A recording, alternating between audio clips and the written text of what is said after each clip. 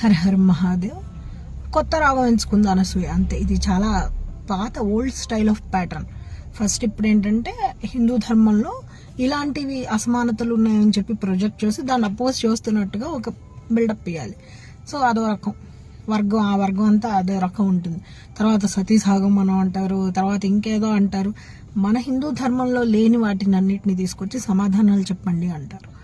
శాస్త్ర ప్రకారం ఎవరూ కూడా బొట్టు తీసేయమని, అలంకారాలు తీసేయమని ఎవ్వరూ చెప్పరు.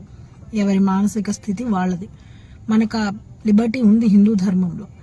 భర్త చనిపోతే భార్యకి ఇష్టమైతే అలంకారం చేసుకోవచ్చు, చేసుకోకూడదని ఎక్కడా లేదు. భర్త మీద ఇష్టంతో ఆయన సాహచర్యంలోనే నేను సువాసినిగా అలంకారంతో ఉండాలి, ఆయన లేనప్పుడు ఇవన్నీ ఎందుకు అని వదిలేసే వాళ్ళని కూడా మనం ఏమీ అనకూడదు. ఇదేం మన ధర్మంలో లేదు. కానీ కొంతమంది నీలాంటి అమలక్కలు ఉంటారు కదా, అసలు ఎప్పుడు నీ మొహాన బొట్టే ఉండదు, నీ చేతికి గాజులే ఉండవు, నీ మెళ్ళో తాళి మొగుడేసుకున్నాడో ఏమో నాకు తెలియదు, కానీ నీకు అసలు ఉండవు. నీకెందుకు ఇంత నొప్పి? నిజంగా వైధవ్యాన్ని అనుభవిస్తున్న వాళ్ళు కూడా నీ అంత ఫీల్ అవ్వరు, రైట్? సో ఇదొక ప్యాటర్న్. ఆ ప్యాటర్న్లో నువ్వు కూడా వచ్చావు, అంతే. ఓవర్ యాక్షన్ చేసేసి దొరికిపోకూడదు అట్లా. మీ నాన్నగారు చనిపోయి 3 ఏళ్ళు అయిందన్ను, ఇప్పుడు బాధ కలిగిందా నీకు?